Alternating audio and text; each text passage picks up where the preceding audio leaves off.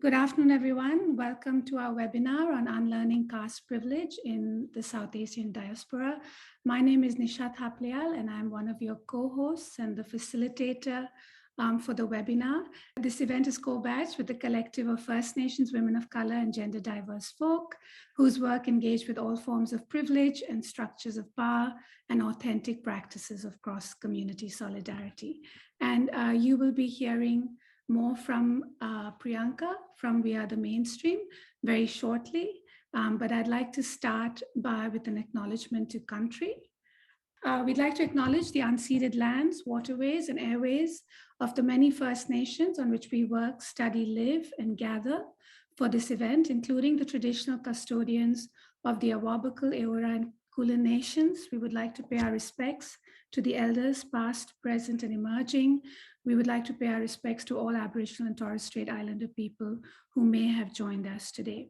We acknowledge and pay our respects also to the traditional custodians of our homelands on the South Asian subcontinent. These are the people of Dalit, Bahujan, tribal, and indigenous descent. We pay our respects and thank the activists, writers, and scholars who have so generously critiqued and supported this webinar in particular. They are the Dalit Feminist Leadership of Equality Labs, Dalit Bahujan Adivasi and Vimukta Women Trans Non-Binary Peoples Collective, and Professors Vikrant Kishore and Hari Bapuji right here in Australia. I would also like to thank my fellow panelists, Alisha, Priyanka, and Sandhya for putting their hands up to be here today. It's been a privilege to get to know them as we've worked together to prepare for this workshop. Sandhya, unfortunately, is unable to join us today because of some personal circumstances, but she enriched our knowledge and learning about caste in Fiji as in the prep meetings leading up today. So a special shout out to Sandhya. So we'd like to start by telling you a little bit about how we went about preparing for this webinar. Why is this a panel of only Savarna or caste dominant members? We'd like to be clear about our intentions and how we prepared. And then, as I said, each of our speakers will do a much longer introduction. So if you'd bear with me. I'm an educator. I'm an academic at the University of Newcastle, and my research and teaching has to do with educating for social justice. And I've learned how to do that from Dalit Bahujan thinkers, First Nations thinkers, anti-racist thinkers, critical feminists, so many to acknowledge. But today I want to acknowledge Savitribai Phule, who was a Dalit educator from India. And 200 years ago, she called on all of us to rise, to learn and act. And she was an educator herself, as many of you know, amongst the first to make education accessible to Dalit girls and women. And this is a poem that inspires why I have been doing this work. So we're not here to persuade. The starting point for this conversation is that caste discrimination and violence are lived realities. This map is again taken from Equality Labs. They have such fantastic resources that they're so generous to share with all of us. So we take as a given that social relations in South Asian migrant communities continue to be determined by caste across religion, class, nationality, including all the religions that are present on the subcontinent. And casteism is very much, as Baba Saheb Ambedkar told us a long time ago, a part of the baggage that travels with South Asian migrants. So we are here to talk about caste privilege, that what's in our backpack, to borrow the phrase from an anti-racist educator in the US, Peggy McIntosh. We are here to name, own, and dismantle the privilege we know we have as members of dominant caste groups. This journey for me certainly started a while ago, but most recently in this Educate, Organize Resist webinar series, I had the privilege of hosting 3 different sets of Dalit Bahujan activists who are working in different parts of the diaspora. And they included right here in Australia, we did a webinar on Unlearning Casteism with Dilpreet Kaur, Dr. Kanika Meshram, Dr. Vikrant Kishore, and Mudit Vyas. Then we had the Anti-Caste Discrimination Alliance from the UK, who are a Ravidasya activist group who have done groundbreaking work in raising issues of caste in the UK. And then we had Tenmuri Soundarajan, the co-founder and executive of Equality Labs, talk to us in September last year as well. Another space that informs the conversation today our efforts to have caste recognized as a protected category right here in Australia. I think many of you are aware of the movement in the United States, particularly on American campuses and in Silicon Valley. But there are people here who are interested in making that happen. And I had the great honor and privilege of being part of a collective that prepared a submission on caste in South Asian Australian diaspora for the National Anti-Racism Framework Initiative of the Australian Human Rights Commission. And I'm not going to talk to you about that submission, but we'd be more than happy to share it with you. We want to build this movement, but you'd be particularly interested in the testimonials from Dalit Indian Australians that were collected by Professor Vikrant Kishore. You'd also be interested to learn about the fact that there's very little research currently on casteism in Australia. We literally identified a handful of articles, a couple on caste in Punjabi Australian communities, Dr. Mitra Periya's phenomenal work on casteism in the Nepali Australian community, and then one article on how second generation Hindu Indian migrants are aware of caste and how it affects decisions about marriage. The good news is there's much more research in other Anglophone diasporas, particularly the UK and the United States. Again, I won't go into that, but very happy to share if that's something you're interested in.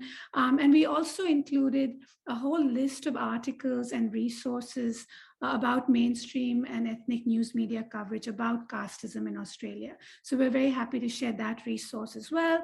And then because this was a submission to the AHRC, we talked quite a bit about Australia's human rights commitments and why caste should be recognized as part of those commitments.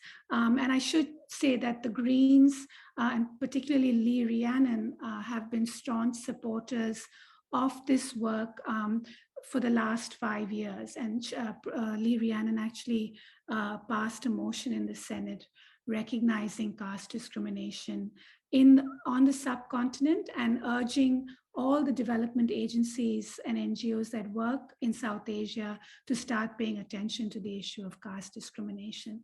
We are assuming that everyone has some basic familiarity about what caste is and what caste oppression looks like. That's why we also polled you, and it looks like, can you see the poll as I look at it? Can you see it on the screen? Or I'm only, anyways, it looks like most of you do have some familiarity, but there are a couple of you who don't. So very briefly, we're talking about a strict socio-religious hierarchical social system based on ideas of purity and contamination, where your worth and value in life is determined by your birth or your descent and your occupation. And this system is enforced through these assumptions about birth, through endogamy, or the cultural practices that determine who you can marry or can't marry, as well as customary, cultural, legal, or religious social barriers across South Asia, right?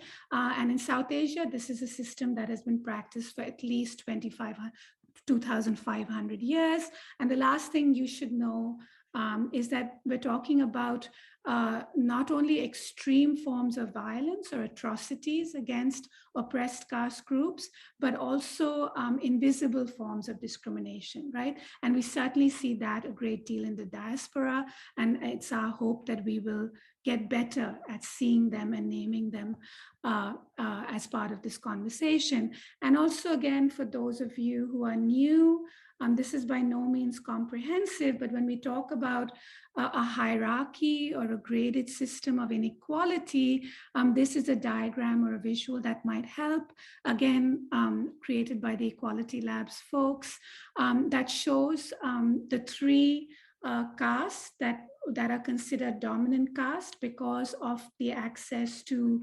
land, property, wealth, education, everything that determines one's well-being and success in life. So those would be the priest caste or the Brahmins, the warrior caste or the Kshatriyas, and the merchant caste or the Vaishyas.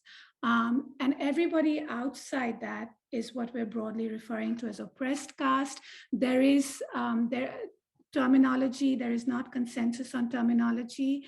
So we will, as much as possible, use dominant and oppressed caste, but many people also use terms like Dalit and Bahujan. But we're talking within the caste system about the Shudras and all the people who perform manual work, who are considered, who have been oppressed through history. And then there are two groups who are considered so impure or polluted that they're not even considered to be part of the caste system, and they're treated as subhuman, right? And those are the Adivasis, or the First Nations people of South Asia, and the communities that were formerly referred to as untouchables, many of whom today refer to themselves as Dalits. And these were the communities that were forced into slavery and conditions of slavery. They performed the most dangerous and the dirtiest kinds of work. And today, certainly in India, where I come from, they continue to be forced to do these kinds of work because they're systematically denied access to education and other forms of employment, and subject to continuous violence, gendered, sexualized violence, when they speak up and try and resist this terrible form of oppression. Yeah, so we are not going to be talking a great deal about that, but we're going to be focusing on our experiences in the diaspora. But if you do have questions about your particular homeland, wherever you see yourself connected to, we can certainly offer the International Dalit Solidarity Network.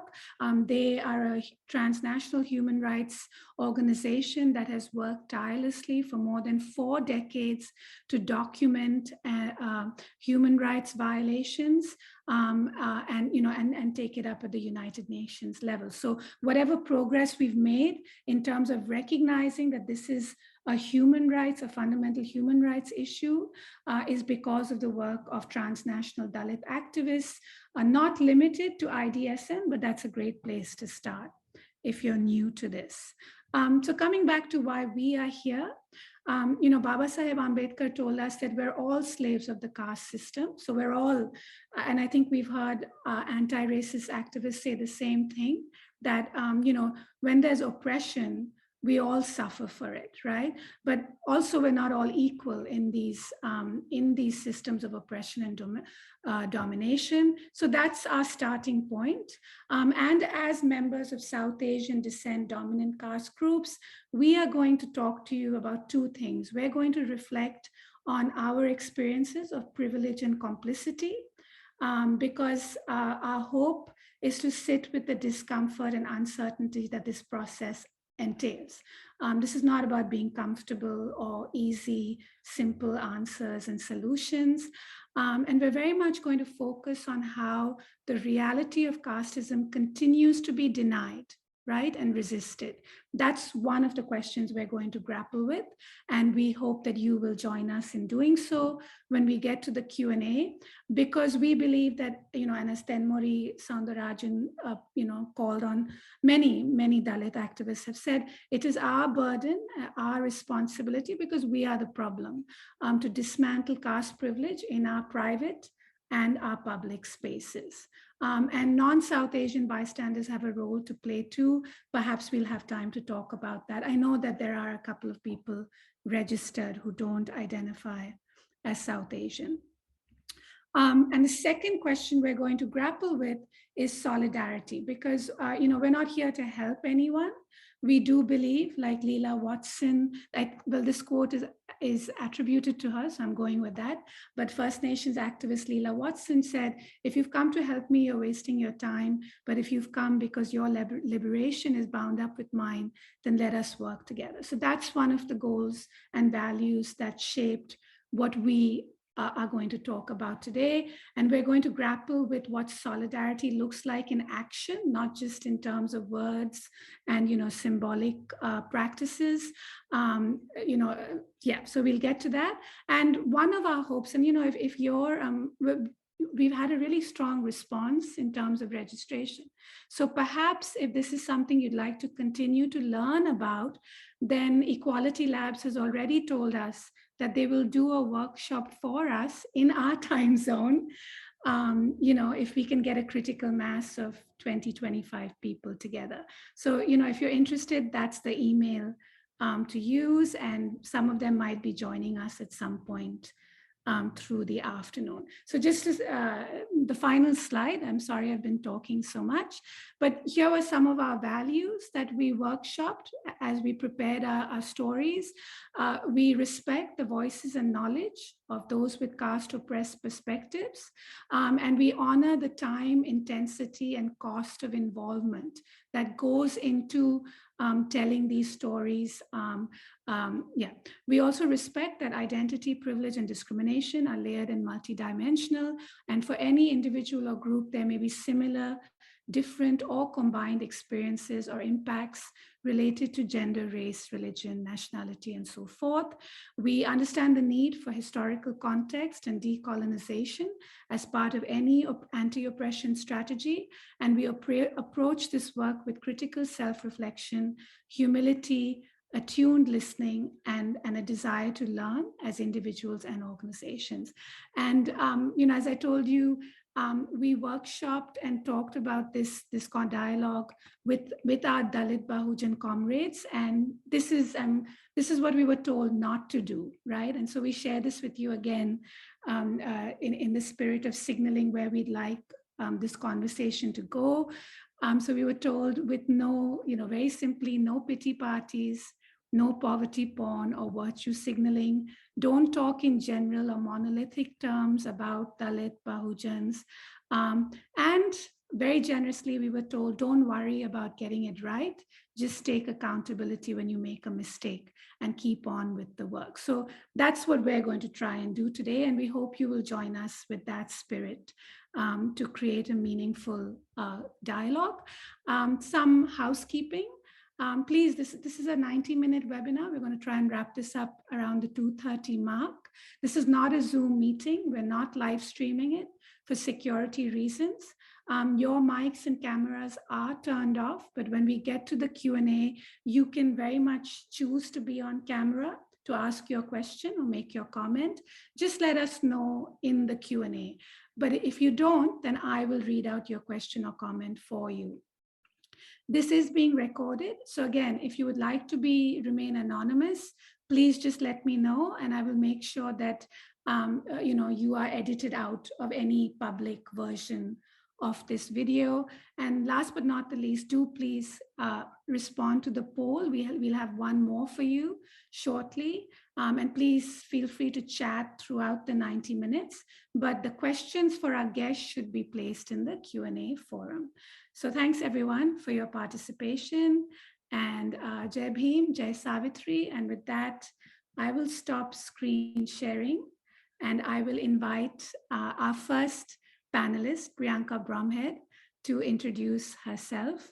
And then Alisha will also introduce herself. And this first question is where we'll talk about how we came into our consciousness of our caste privilege and our politicization. Thank you, Priyanka. Over to you.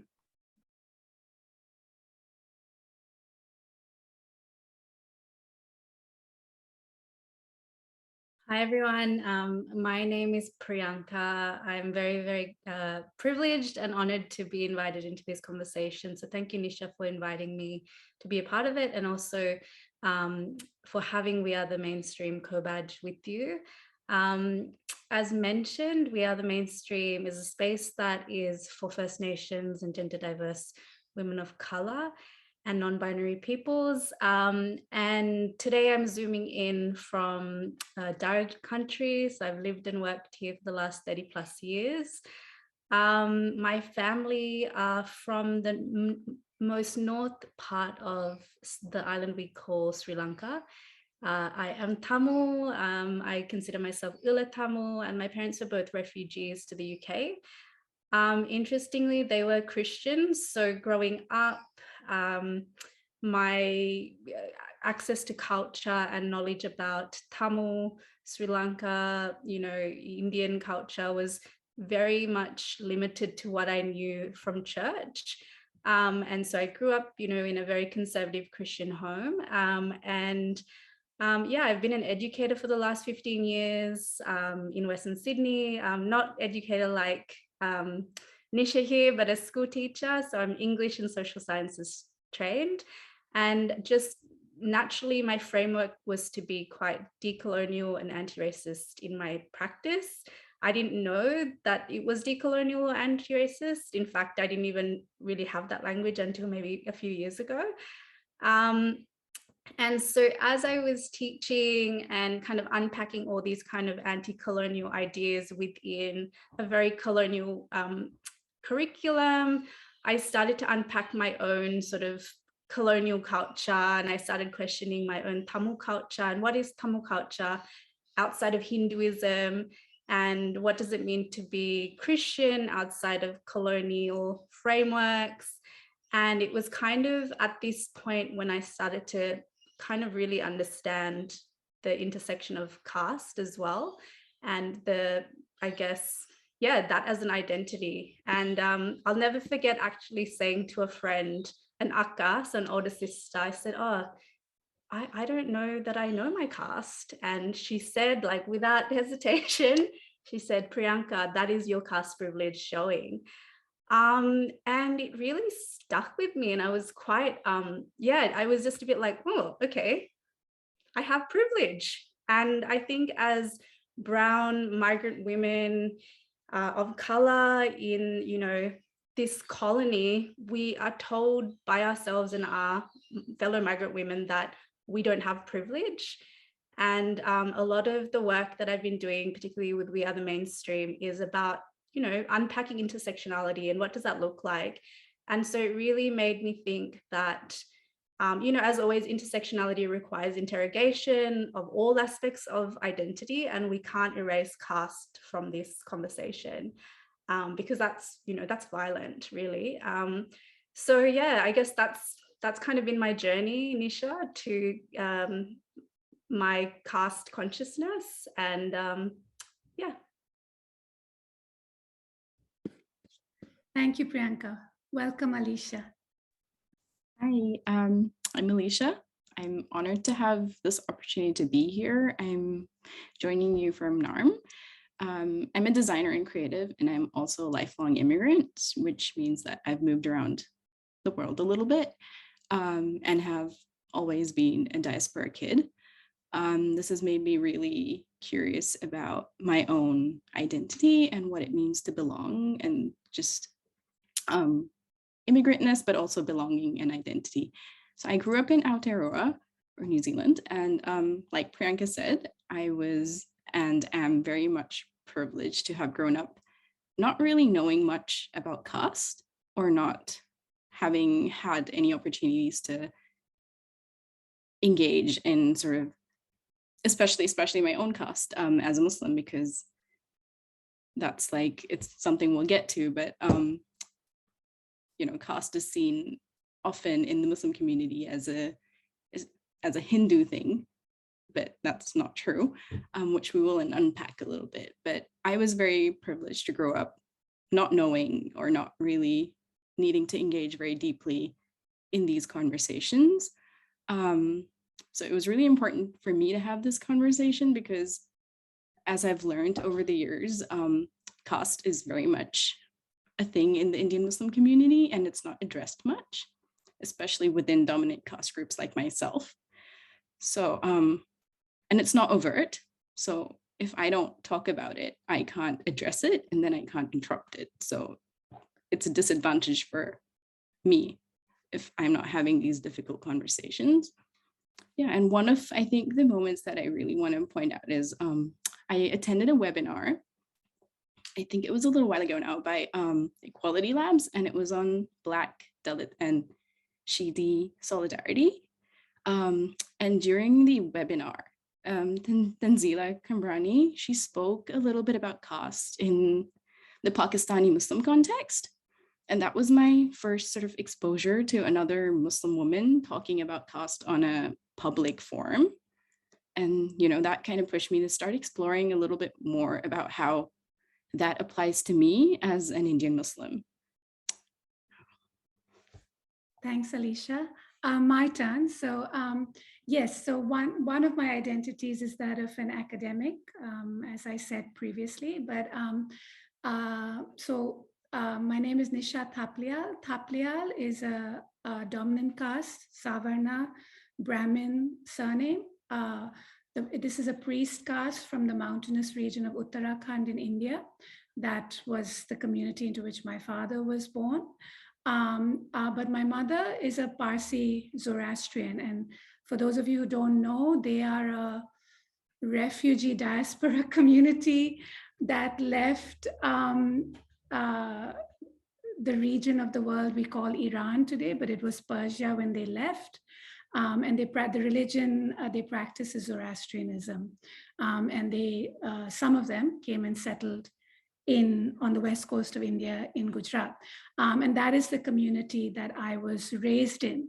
And I'll talk about, and so I was aware of caste in both those contexts. I think my first teacher was my Parsi mom about the fact, about caste oppression. I remember a very early conversation with my grandmother, with my mom, forbidding my grandmother to use separate utensils for domestic help. And, any outsider who came to our house. And that was followed by lectures to me and my sister about the fact that this kind of discrimination existed, and she didn't want us to ever discriminate based on caste. And then I think perhaps because, and she told, and so she told us what Thapliyal meant, that this was a name that would give us unearned privilege and status and advantage. And that was confirmed throughout my experiences of schooling and university in India. I'll just share one quick story because we're here to talk about diaspora, but just to make it is kind of related. Yeah, so, in school, teachers would call me up, to the front.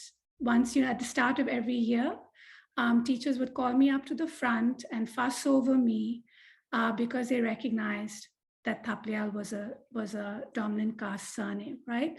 And if I got into trouble, they would say things like, "Oh, don't hang out with those girls. They're not here to study or do well. Stick with your own kind." So there were all these assumptions, right? So those were the first signals. And then I was fortunate enough, I think I was fortunate enough to then go to school and university where members of oppressed castes were present, and they spoke out. They were not invisible. They were not in the closet as so many have to be, right? And so those were other early lessons about how privileged I was and how much I could take for granted, how I could walk into a room, into a shop. Basically, I didn't have to think about it, like Priyanka said, right?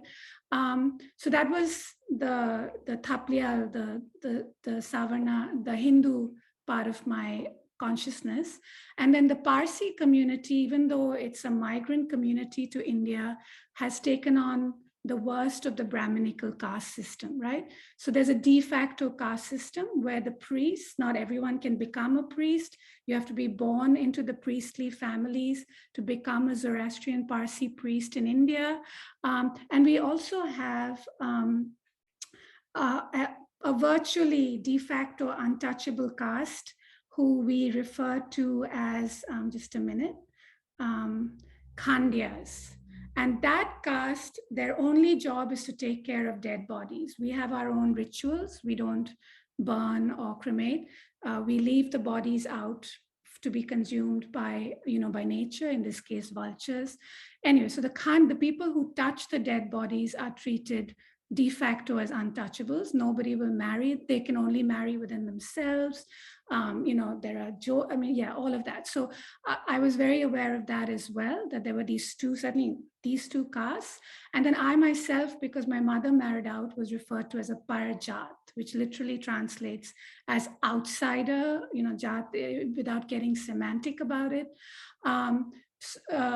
So my sister and I were not allowed to enter the fire temple, participate in rituals, all of that good stuff.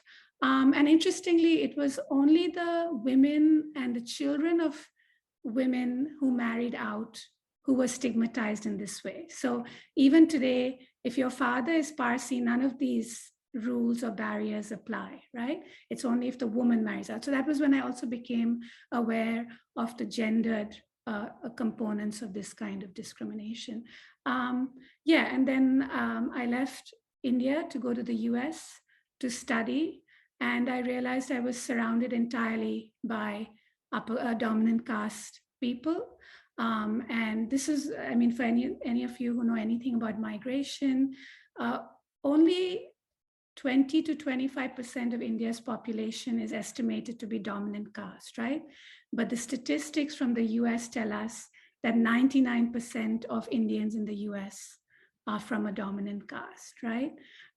So that was also, that was the reality there. Everything, those were the, I would attend functions, but it was clear that we were only celebrating a Brahminical Hindu understanding of what it meant to be Indian or any of that. So I'll talk some more about that when we get to the next question. So the next question that we workshopped was, so what does denial and resistance to caste, to the reality of caste, look like?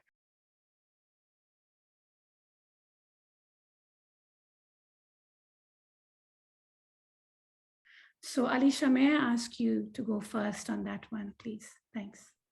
Sure. I think I can speak a little bit to my experience with resistance and denial of caste within the Indian Muslim community in particular. So I have a few examples of this. The first is just outright, as I mentioned before, denial and deflection, which sounds a little bit like, well, casteism is like it's practiced in Hinduism, it's not a Muslim, or it's not in Islam, which is untrue because Muslims do have a caste system. So that only happens if you're practicing casteism. It doesn't happen without it. So a big one is then also using religion in the same vein to say Islam doesn't teach casteism. And yes, there's no argument against like the Quran or the teachings of the Prophet, peace be upon him. There's no argument against the doctrines that Islam does not condone casteism, but Islam is not the same thing as the practice of Muslims. So Indian Muslims, or any Muslims, I think, and in any context, Islam is a set of beliefs, and what Indian Muslims practice becomes a culture. So I think I've seen this play out personally a lot with like Nisha mentioned a little bit as well, was endogamy, where Saiyeds especially, because they're the dominant caste, only marry other Saiyeds. And like also Nisha mentioned, it's particularly if it's women. So there's a little more leeway for men, but you know, there's that yeah, that practice that really exists, and it's just it's quite normalized, I think, within Sayyids, that you only marry other Sayyid people.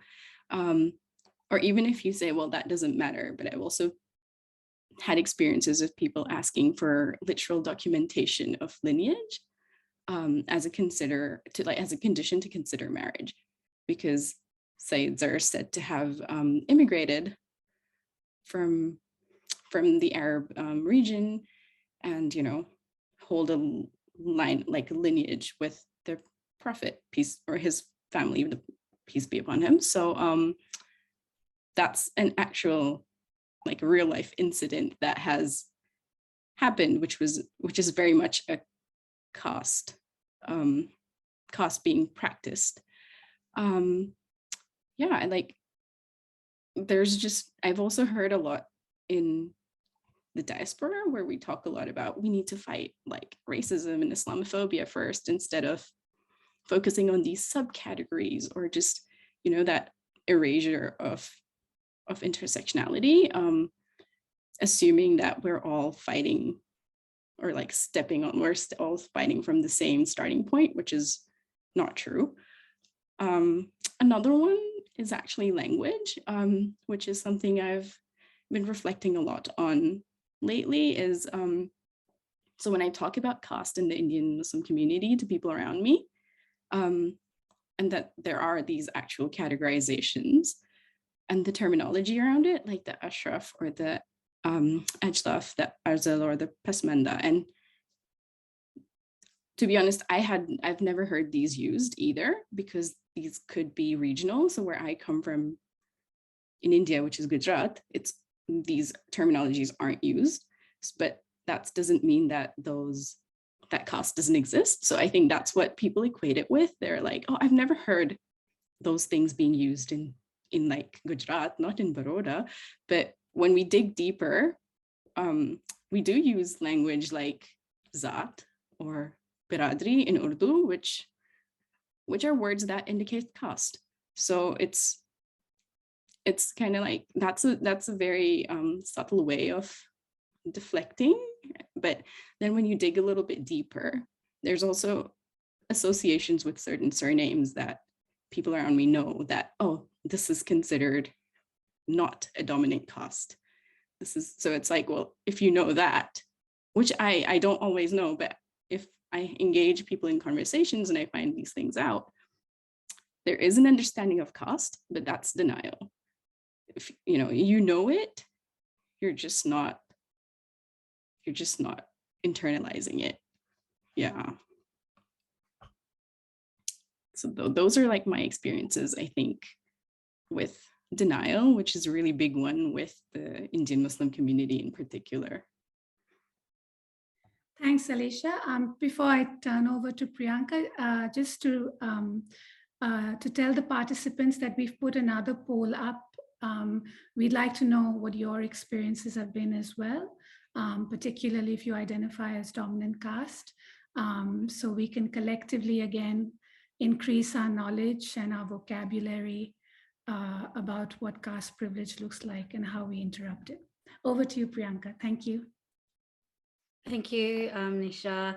I'm just looking at the poll and I'm seeing the vegetarian test question, which makes me laugh because so my grandmother, she converted into Christianity as a teenager, and she still practiced a lot of her Hindu practices. So didn't eat beef, when I was growing up, we ate a very small amount of meat, and Fridays we were veg, which was really interesting growing up around a lot of other Tamil Hindus who were like, you're Tamil, but you're not Hindu, but you also do these things. So I proudly tell people I eat beef now. And it's really interesting, like talking to other Hindus or people who were Hindus at one stage who eat beef as well. So yeah, just an aside, referring to the poll.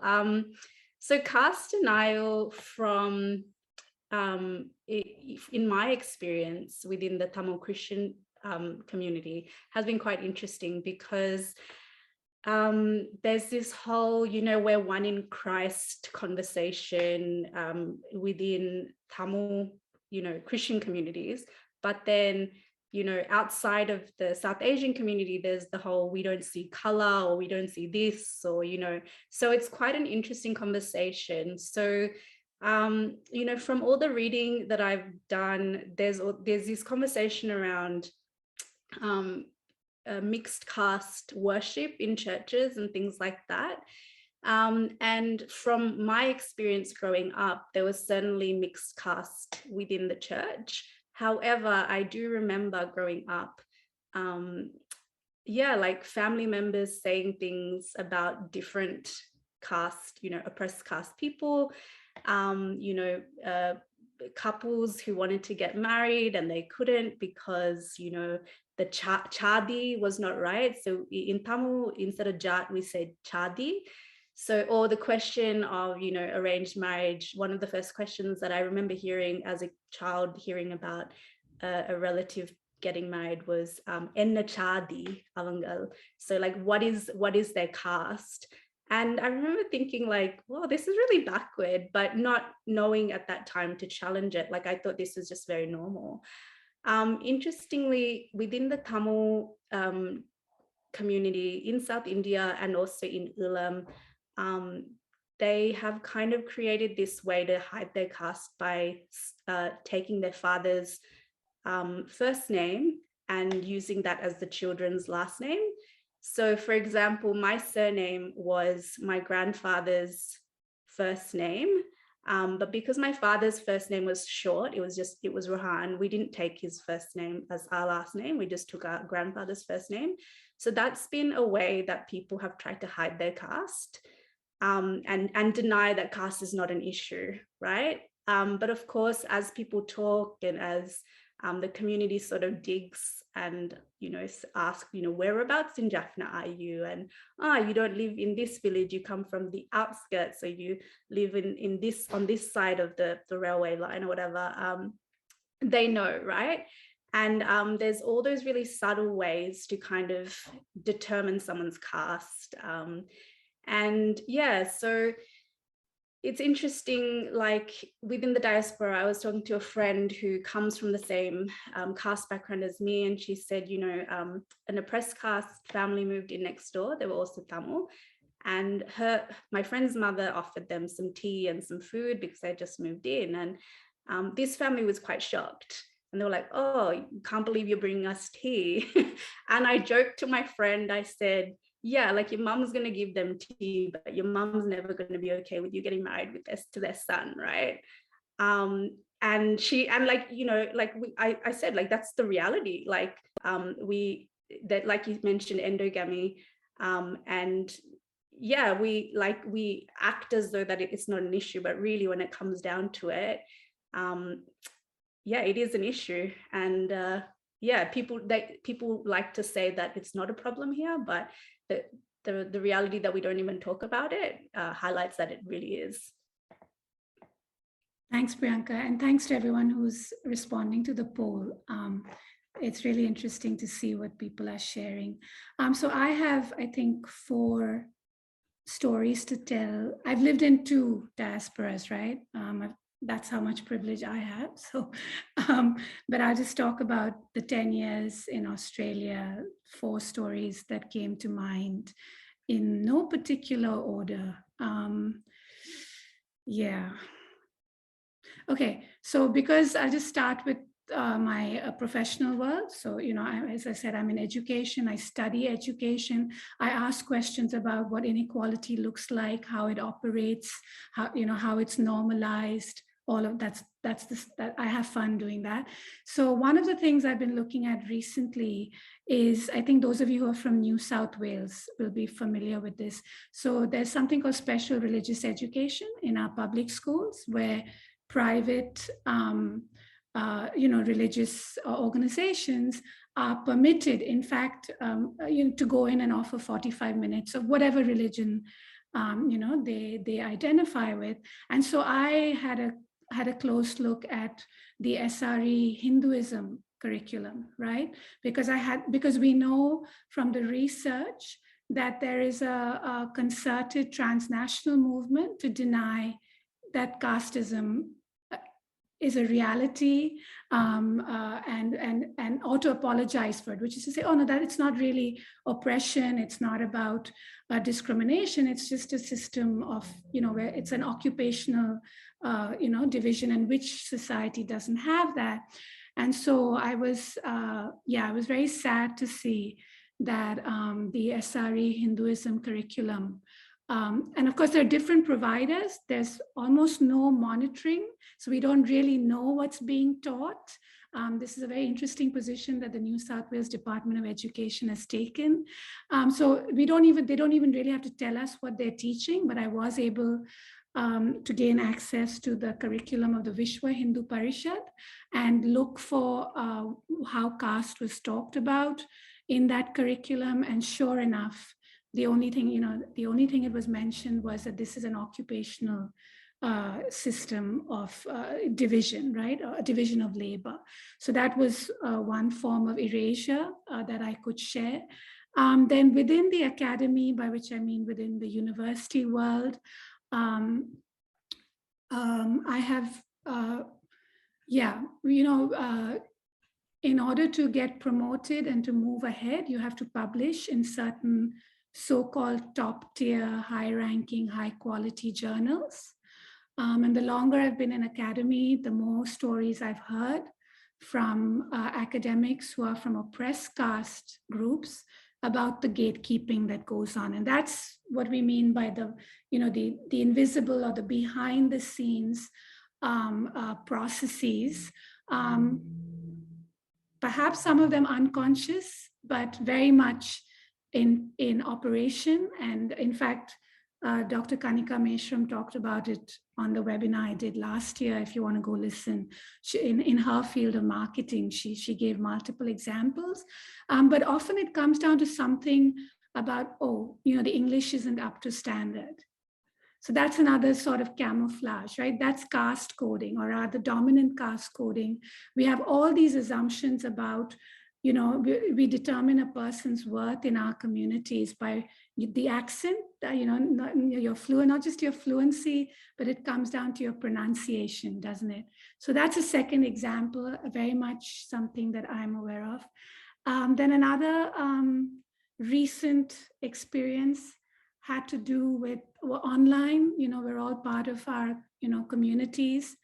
And I was part of a community where people, dominant caste members started to joke about a Dalit Bahujan politician from India called Mayawati, right? She was a former chief minister of the state of Uttar Pradesh. And they were making all these jokes about these statues she built to honor Dalit Bahujan leaders, right?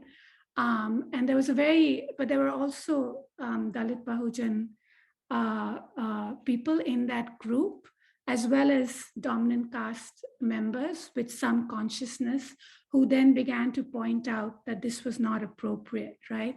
And how, what Mayawati means to the people who support her, what she's achieved for Dalit Bahujans in Uttar Pradesh and so on.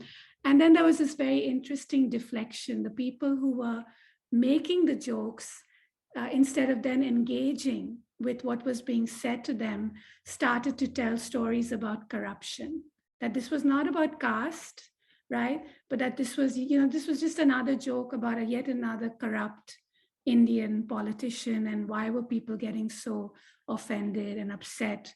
It's just another joke, and so on. So that was a very interesting deflection, right? How once you start these conversations, how people with caste privilege slide out of it and try and avoid engaging with the issue at hand and not listening, right? That is the key problem, isn't it? And going on the defensive. And of course, the last example the last thing, coming back to my classroom, every time I teach about caste in India, and there happen to be students from India, so international students, I almost always have them come up to me afterwards and say something like, "Aren't you proud to be Indian? Why are you saying these things about our country?" Right? And and again, that is a form of resistance. And almost always, of course, they then turn out to be from upper caste locations. So those are just a few examples of denial and resistance that I've experienced in my work life as well as in my personal life. So please, to the participants, please do feel free to share your thoughts if you're comfortable, but also please start posting questions for us. Or if you'd like to make a comment, please let us know. Our second and final question, and I think Priyanka will go first on this. So we challenged ourselves to talk about what does solidarity in action look like, right? So that's our question for this round of conversation. What does the practice of anti-caste solidarity look like to each of us?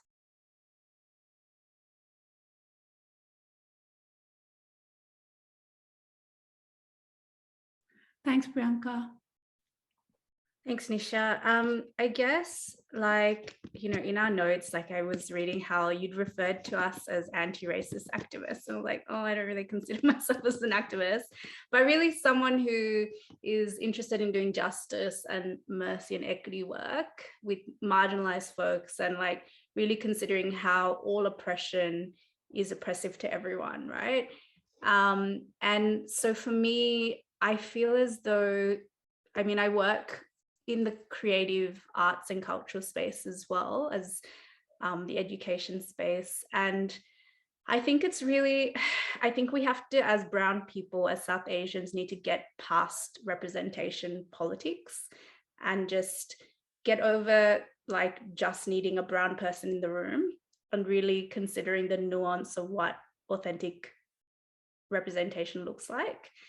And so considering that it's not just about a South Asian person being in the room, it's more than that, because identity is, obviously, as we know, multifaceted and layered and all those sorts of things. So calling out, this very flat identity representation across all industries, and really interrogating, so a great example of this is, when that song, I think it's called Enjoy Enjami by D, and that rapper, that Tamil rapper, he's a Dalit rapper. Yeah, the song I'm talking. It's such a beautiful song, and the video clip is delightful. But when you really interrogate it, from an English teacher perspective, I took my interrogational hat off and I was just marveling at the video production. And then I read a Dalit analysis on it, and I was like, oh, dang. I was so caught up in this beautiful representation of brownness that I forgot the symbols of oppression that were being replicated in this video that was being celebrated. And, who was on the cover of I think it was Vogue International or Time, some significant magazine. It was the fair-skinned Brahmin, woman, and the Dalit rapper who had written the song and who had launched the song. He was completely out of the conversation. So, obviously that's a very big example, but when we see things like that here, calling that stuff out and naming it, and being really explicit with our opportunities. So I had an opportunity recently to work with a theatre company here locally in community engagement. And my producer was a Ghanaian Australian woman. And so when we were talking about engaging talent and artists and creatives, I was very explicit that I was of caste privilege, and she didn't know what that meant. And I said, well, what it means is I have access and I've got networks and I'm in good circles, you know. And what it means is that people of oppressed caste don't get these same opportunities or access. So myself and the partner I was working with, we made it very clear that when we were looking for talent, that we said we were asking for people of caste oppressed backgrounds to come forward, so that we could redistribute those opportunities and really amplify them. And we were able to do that. And, you know, that's really important. And it also kind of allowed us to highlight to non-South Asian, you know, I think you referred to them as bystanders, that caste is an issue of oppression and privilege here in Australia. It doesn't stop in South Asia, and we need to be actively working against it here. So that's something I've been doing, you know, just in the creative world. Also kind of on a more, I guess, activism with We Are the Mainstream sort of side, I guess, supporting local groups that are also doing this, that are run by Dalits and other oppressed caste groups, and just kind of showing up for them. So like if I, you know, can connect with them and do the work in the background with them, I kind of feel like it should be the way that we approach solidarity work with First Nations people as well. You know, it's very similar, and the same way we approach solidarity work with any oppressed group. It's about doing the work in the background and amplifying them and listening to what they want, and yeah, just showing up and doing the groundwork, you know, and that's not the glorious, you know, glamorous stuff, and that's okay, because that's the way we are redistributing resources. Yeah, so I think for me, those are some of the ways that I'm trying to do solidarity. Thanks, Priyanka. Alisha? Sure. So for me personally, I'm not an activist by any definition of the word. But for me, it's really important to take a step back, like all the way back. And yes, amplifying voices, but really, really important for me to educate myself first and do the work, not because there's so many resources out there. So I do the work so I can engage in these conversations in my personal life. And that's very hard to do as a diaspora kid without the basic or the correct language. But that's not an excuse. So I have to take all that step back and learn the language, and then learn how that's used, the context of it, and then, you know, learn from the people who they've taken all this burden to speak out, and they're not always in the mainstream media or on mainstream platforms. So you know, to really just do the education part, and then hopefully that extends out into my personal circle, and somehow also into people who have positions of power, especially within like the Indian Muslim community. So that might not be me, but it's, you know, starting that, really just having those hard conversations at home, at having them with the people where you have to risk sort of some personal relationships, because that's the hard work, that's the cost, I guess, of the privilege I have. And, you know, having those knowledge is a prerequisite to having those conversations properly and correctly, using the correct terminology, just all of those things, which are like things that I have to do, like that is my work to do. Yeah. For me, that's really important. Thanks, Alisha. So I think I'm going to repeat what both of you have talked about, but I think one part of my current solidarity practice is continuously reminding myself that it's my responsibility to learn. It's not the work of oppressed caste group members to educate me. And that in fact, asking that question is incredibly damaging. And certainly, I mean, in this day and age, with the internet, so there's no excuse for asking oppressed caste group members to educate me. And it's about, putting aside, like I would educate myself about anything else. Putting aside time systematically to read, listen, watch, these voices and these perspectives.